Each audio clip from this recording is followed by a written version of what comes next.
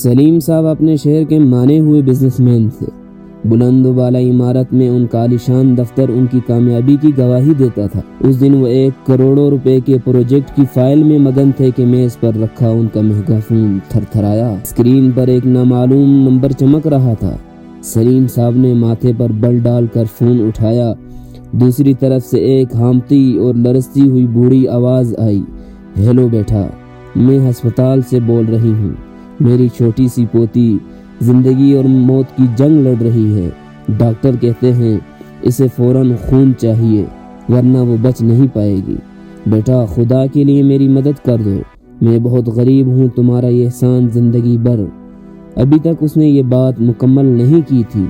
सलीम साहब ने पूरी बात सुने बगैर ही फोन कान से हटा लिया और उनके चेहरे पर हकारत अमेज मुस्कुराहट आई और कहने लगे, है ना, आजकल फराड करने वालों ने नए नए तरीके ढूंढ लिए हैं, कभी अस्पताल तो कभी यतीम खाना।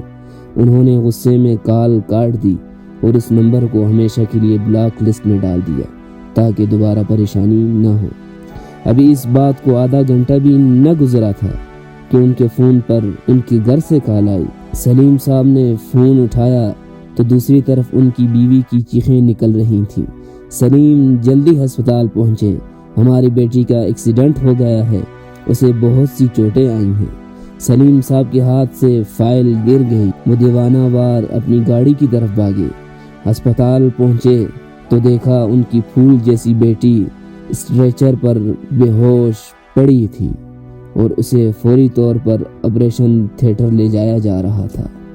डॉक्टर बाहर निकला तो उसके माथे पर पसीना था। सलीम साहब, आपकी बेटी का बहुत खून बह चुका है, उसका ब्लड ग्रुप ओ नेगेटिव जो बहुत नायाब है, हमारे पास स्टॉक ख़त्म हो चुका है। सलीम साहब ने फ़ौरन अपने तमाम दोस्तों, मुलाजिमीन और जानने वालों को फ़ोन करना शुरू किया। वो हर एक के सामने गिड़गिड़ा रहे थे, पैसे जितने चाहिए ले लो, बस खून का इंतज़ाम कर दो। लेकिन बदकिस्मती से किसी का ग्रुप मैच नहीं कर रहा था। वक्त रेत की तरह हाथ से निकल रहा था। मायूसी के आलम में वह अस्पताल की राहदारी में एक बेंच पर बैठकर रोने लगे।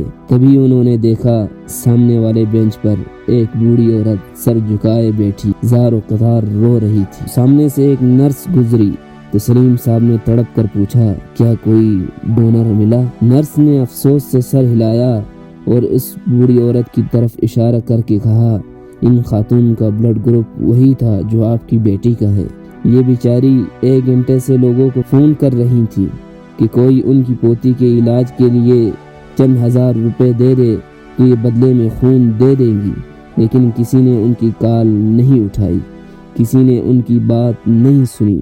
अभी कुछ देर पहले उनकी पोती का इंतकाल हो गया। अब ये सदमे में हैं और खून देने की हालत में नहीं रही। सलीम साहब पर जैसे सख्ता तारी हो गया, उनका दिमाग घूमने लगा। उन्होंने कांपते हुए हाथों से जेब से फ़ोन निकाला और अपनी ब्लॉक लिस्ट खोली। सबसे ऊपर वही नंबर था जिसे उन्होंने 1 घंटा पहले फ्रॉड समझकर ब्लॉक किया था। वही बूढ़ी औरत दरअसल उनकी बेटी की ज़िंदगी की चाबी लेकर आई थी, लेकिन सलीम साहब के तकब्बुर और बेहिसी ने इस चाबी को हमेशा के लिए गुम कर दिया था। वो उसी फर्श पर बैठ गए जहां अब उनके पास करोड़ों रुपए तो थे, लेकिन अपनी बेटी की जिंदगी खरीदने के लिए एक कतरा खून नहीं था। जिंदगी में कभी किसी की पुकार को हकीर न समझें, क्योंकि जिस हाथ को आप आज झड़क रहे हैं, हो सकता है कल आपकी अपनी जिंदगी उसी हाथ की मोहताज हो जाए।